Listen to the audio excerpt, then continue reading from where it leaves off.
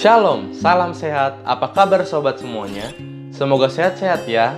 Sobat sekalian, Anda sedang bersama dengan saya dalam program Bible Answers dari Heavenly Light Ministry YouTube channel, Lighting the World, Serving the Lord. Program ini akan menampilkan pertanyaan-pertanyaan dan akan membiarkan Alkitab menjawabnya. Di episode yang kedua, dengan pertanyaan, mengapa terjadi perubahan kebijakan makanan manusia? Setelah menentukan buah-buahan dan biji-bijian sebagai makanan utama manusia, Tuhan kemudian membuat dua kali perubahan sehubungan dengan kebijakan makanan manusia. Perubahan terjadi bukan tanpa alasan, ada penyebabnya, dan kebijakan pun dilakukan. Kita mengetahui bahwa setelah ditentukan Tuhan makanan utama manusia, kenyataannya Adam dan Hawa jatuh ke dalam dosa dengan memakan buah pohon terlarang. Mereka terbujuk rayuan manis si ular tua. Setelah kejatuhan, segala tumbuh-tumbuhan berbiji dan buah dari pohon-pohon berbiji tetap menjadi makanan manusia. Hanya saja, mengkonsumsi buah dari pohon kehidupan tidak diizinkan lagi. Tindakan Tuhan ini memberikan penegasan kepada manusia bahwa mereka telah kehilangan hak terhadap pohon kehidupan itu. Kini Adam dan Hawa tinggal menunggu waktu sejauh mana mereka bisa bertahan hingga konsekuensi kematian menjemput mereka. Setelah dunia jatuh dalam dosa, terjadi dua kali kebijakan Tuhan untuk merevisi aturan makanan manusia. 1. Kebijakan makanan tambahan. Nenek moyang kita, manusia pertama, setelah jatuh dalam dosa, diusir keluar dari rumah Taman Eden mereka. Kesempatan untuk menikmati makanan yang tersedia melimpah telah terbatas. Karena untuk mendapatkan makanan entah itu dari tumbuhan berbiji atau buah berbiji dari pepohonan, tanah yang menghasilkan harus terlebih dahulu diolah oleh tangan manusia. Ini adalah bagian dari kutuk dosa yang Tuhan firmankan dalam Kejadian 3. Dalam kondisi tersebut, Tuhan pun dalam rencana dan kebaikannya mengeluarkan kebijakan pertama dalam soal makanan. Sebelumnya sudah ada menu utama, biji-bijian dan buah-buahan.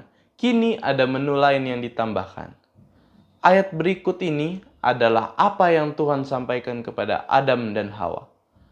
Terdapat dalam Kejadian 3 ayat 18. Semak duri dan rumput duri yang akan dihasilkan bagimu, dan tumbuh-tumbuhan di padang akan menjadi makananmu. Tadinya, manusia memakan tumbuhan berbiji dan buah berbiji, sedangkan semua binatang memakan tumbuhan hijau. Tetapi setelah kejatuhan manusia dalam dosa, kini makanan binatang ditambahkan kepada menu makanan manusia. Sungguh menyedihkan, tetapi semua telah diatur oleh Tuhan. Jadi, setelah kejatuhan, inilah menu makanan manusia itu, biji-bijian dan buah-buahan. Ditambahkan lagi tumbuhan hijau atau sayur-sayuran. Dan yang kedua, kebijakan makanan darurat. Kisah tentang makanan manusia tidak hanya berhenti di sini saja. Kembali, Alkitab menghadirkan peristiwa dramatis tentang dosa dan kejatuhan yang merajalela. Manusia hidup bebas dan tidak dapat terkendali lagi. Moralitas merosot begitu jauh sehingga untuk pertama kalinya, Tuhan dalam benak pikirannya mau membinasakan manusia ciptaannya dengan mendatangkan air bah. Sungguh hal yang kontras. Mengingat Dia menciptakan kita sungguh amat baik. Maka menyesallah Tuhan bahwa Ia telah menjadikan manusia di bumi dan hal itu memilukan hatinya. Di dalam Kejadian 6 ayat 6-7 berfirmanlah Tuhan, Aku akan menghapus manusia yang telah kuciptakan itu dari muka bumi, baik manusia maupun hewan dan binatang-binatang melata dan burung-burung di udara, sebab aku menyesal bahwa aku telah menjadikan mereka. Dengan air bah meliputi semua permukaan bumi, maka tumbuhan berbiji dan hijau dipastikan tersapu bersih karena masa air bah telah berlangsung kurang lebih 1 tahun. Hal ini memberikan dampak terhadap persediaan makanan bumi yang telah Tuhan tentukan bagi manusia. Sudah diduga, pasti tidak akan tersedia makanan segar pada saat Nuh dan keluarga keluar dari bahtera. Bagaimanakah Tuhan menyelesaikan masalah ini? Bukankah terjadi atas kehendaknya? Tuhan sudah mempunyai satu solusi yang telah direncanakannya bagi manusia sehubungan dengan menu makanan mereka. Sejak kejatuhan dalam dosa, binatang-binatang yang memakan tumbuhan hijau, sekarang mereka saling memangsa satu sama lain. Makanan binatang pun sejak itu berubah. Dosa manusia telah menuntun pada perubahan rencana Allah terhadap dunia serta isinya, sehingga kebijakan darurat tentang makanan manusia dikeluarkan kembali. Tuhan dalam rencana dan kebaikannya mengeluarkan Tuhan dalam rencana dan kebaikannya mengeluarkan kebijakan makanan yang kedua. Tidak ada lagi tumbuhan berbiji dan buah pepohonan berbiji dan tumbuhan hijau sayur-sayuran. Tetapi yang ada hanyalah binatang-binatang yang diperintahkan Tuhan masuk ke dalam bahtera secara berpasang-pasangan. Bukan secara kebetulan, Tuhan telah mengatur binatang-binatang ini masuk ke dalam bahtera. Binatang-binatang ini terdiri dari binatang halal dengan masing-masing 7 jenis pasang, sedangkan yang haram hanya 1 pasang. Harus diingat dengan seksama. Pengklasifikasian binatang halal dan haram terjadi sebelum ada perintah memakan daging. Sudah barang tentu, memakan daging tidak pernah dibayangkan oleh Nuh. Bahkan ketika binatang-binatang halal dan haram masuk berpasangan dengan jumlah yang tidak seimbang ke dalam bahtera, Nuh tidak mempertanyakan hal itu kepada Tuhan. Di sini Tuhan sedang mengatur sesuatu yang akan terjadi ke depan, walaupun rencana ini belum jelas dan diketahui oleh Nuh pribadi. Ketika air bah melanda dunia menyapu habis segala tumbuhan, Tuhan dalam hikmatnya mengizinkan manusia memakan daging binatang yang disertai syarat khusus bagaimana mengelolanya. Lebih khusus, larangan mengkonsumsi darah hewan. Ingat, binatang sudah saling memangsa, dan kini Tuhan mengizinkan manusia untuk memakan daging binatang. Di dalam Kejadian 9 ayat 3-4, segala yang bergerak yang hidup akan menjadi makananmu.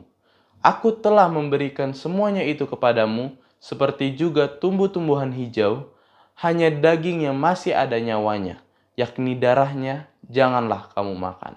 Dengan memahami bahwa telah ada pemisahan antara halal dan haram, sebelum keluarnya perintah makan daging binatang, akan dengan jelas dan mudah bagi Nuh mengerti makanan mana yang akan dimaksud saat Tuhan memberi perintah tersebut. Ini juga diteguhkan kemudian di jauh hari, di dalam Imamat 11 dan diulangi lagi di dalam Ulangan 14.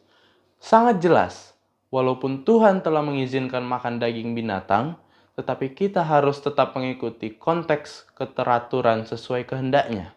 Satu hal lagi yang perlu diketahui sehubungan makan daging, sekalipun binatang yang halal, daging binatang adalah bukan makanan yang paling sehat bagi manusia.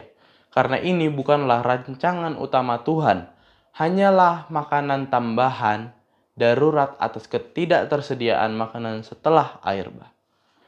Sebagai kesimpulan, hampir dalam kurun waktu 2000 tahun, sejak penciptaan hingga menjelang air bah, Tuhan telah memberikan satu jenis makanan utama yang kemudian ditambahkan dengan satu tambahan, dan kini ada satu lagi makanan darurat pada waktu air bah.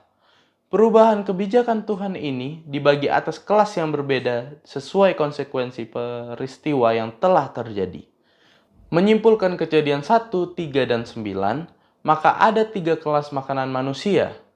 Kelas yang pertama terdapat dalam Kejadian 1 ayat 29. Makanan ini disebutkan kelas pertama karena diberikan Tuhan sebelum manusia jatuh dalam dosa. Inilah makanan utama sesungguhnya, yaitu biji-bijian dan buah-buahan berbiji.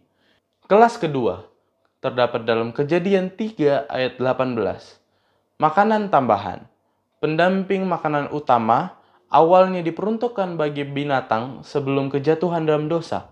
Kini, tumbuhan hijau dan sayur-sayuran menjadi menu tambahan kepada manusia.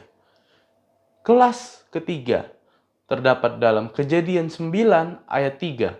Setelah air bah, Tuhan mengizinkan Nuh dan keluarganya memakan makanan darurat karena tumbuh-tumbuhan sudah tidak tersedia pada saat itu.